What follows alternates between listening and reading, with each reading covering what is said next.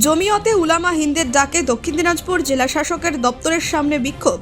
SIR এর নামে বিভিন্ন চক্রান্ত ও হয়রানির বিরুদ্ধে জেলা শাসককে ডেপুটেশন। এদিন দক্ষিণ দিনাজপুর জেলা জমিয়তে উলামা হিন্দের পক্ষ থেকে বালুরঘাট শহরে মিছিল করে দক্ষিণ দিনাজপুর জেলা শাসকের দপ্তরের সামনে বিক্ষোভ প্রদর্শন করা হয়।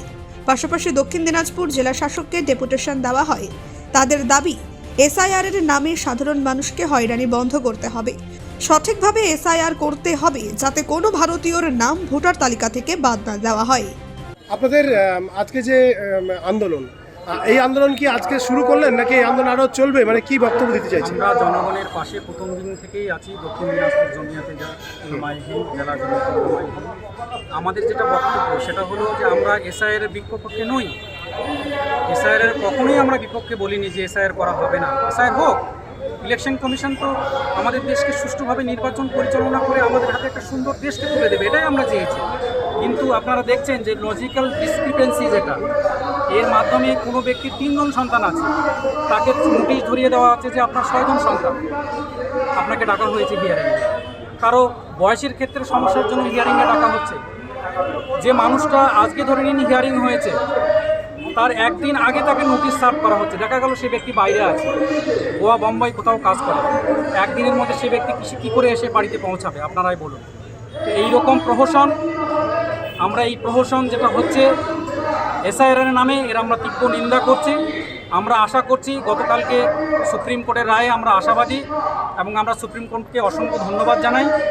আগামী দিনে আশা করছি যে ইলেকশন কমিশন জনগণের কথাকে মাথায় রেখে সুষ্ঠুভাবে এসআইআর করে দেশের ইলেকশনকে পরিচালনা করবে, এই আশা রাখছি। ধন্যবাদ। কি নাম আপনার, কি দায়িত্ব? আমার নাম রাইসুল আলম সরকার, আমি দক্ষিণ দিনাজপুর জেলা জমিয়তে উলামা হিন্দের ভাইস সেক্রেটারি। কি বক্তব্য আপনাদের, কি বার্তা দিলেন, কি বার্তা দিতে চাইছেন? আমরা দক্ষিণ দিনাজপুর জেলা জমিয়তে উলামা হিন্দের ডাকে এসআইআর এ বিষয়ে আমরা ডিএম সাহেবের কাছে আমরা ডেপুটেশন দিলাম।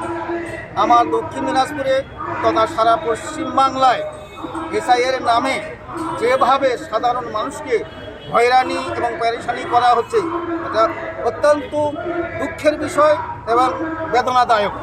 এ বিষয়ে আমরা চাই সঠিকভাবে এসআইআর করুক আমাদের দেশের প্রধানমন্ত্রী।